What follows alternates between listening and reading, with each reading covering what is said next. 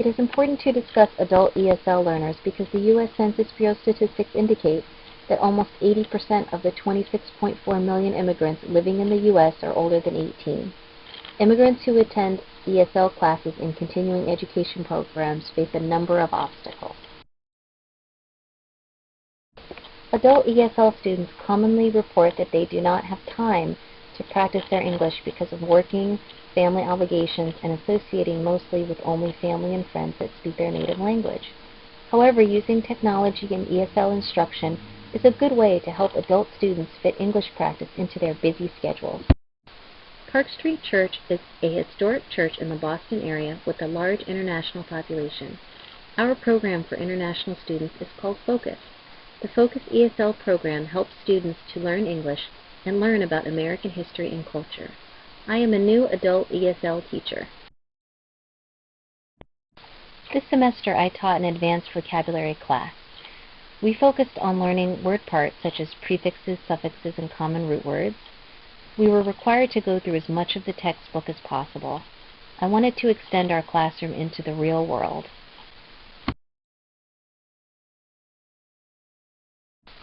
My students were used to learning vocabulary as a passive process of memorizing words. I wanted to teach them how to treat vocabulary learning as an active process of constructing meaning using their knowledge of word parts to understand more words without using a dictionary and to use new words in a culturally appropriate context. The leadership of our program has wanted to investigate the use of technology tools, but did not have the time to do so.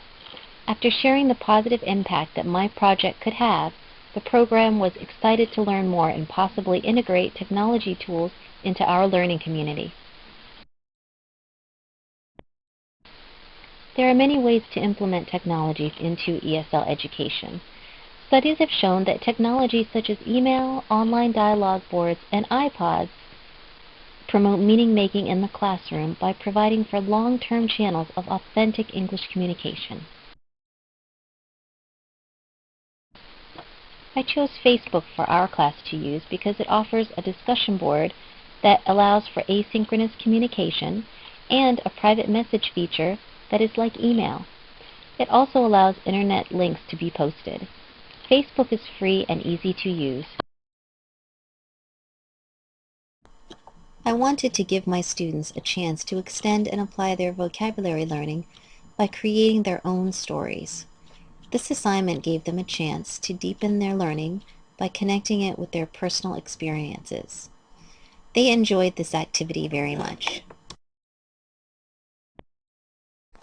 There was no class time to do this story activity, but by using the discussion board on Facebook, which allowed for asynchronous communication, my students were able to create a story together on their own time.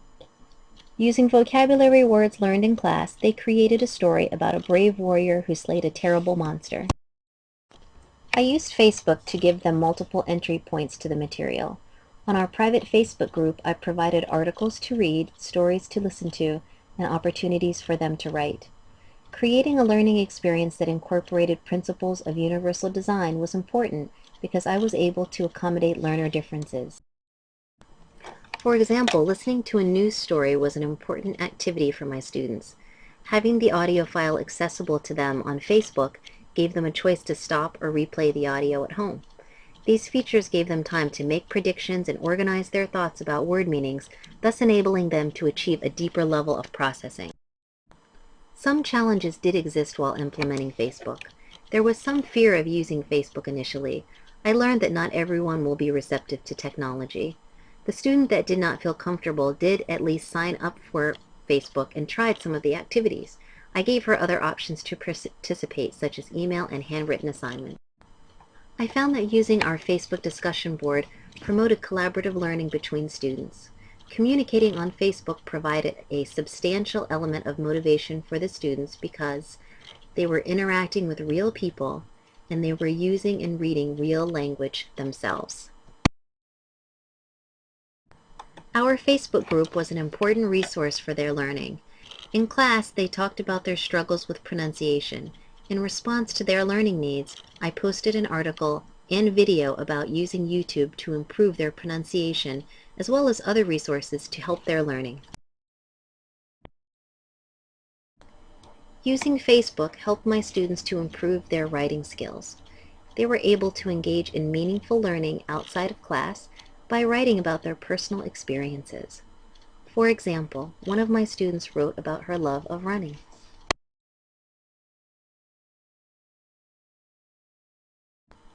Interacting on our own Facebook group gave my students more opportunities to practice their English language skills. I assess students' progress by creating individual assignments, class discussions, and group presentations. I was able to give them more frequent feedback by interacting with them on Facebook. Our Facebook group helped us to develop a learning community. At first, I led the group. Over time, my role evolved into that of a facilitator. As our new classroom dynamic developed, other members of the group made suggestions and took turns leading the group in their areas of expertise or interest. Doing this project has allowed me to gain real-world experience with incorporating a Web 2.0 tool into my teaching. My ESL teacher training did not cover this topic. I think that it was important to fill this gap in my training because more digital natives are entering our international community.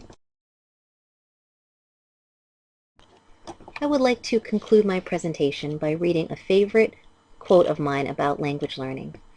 If we spoke a different language, we would perceive a somewhat different world. Thank you.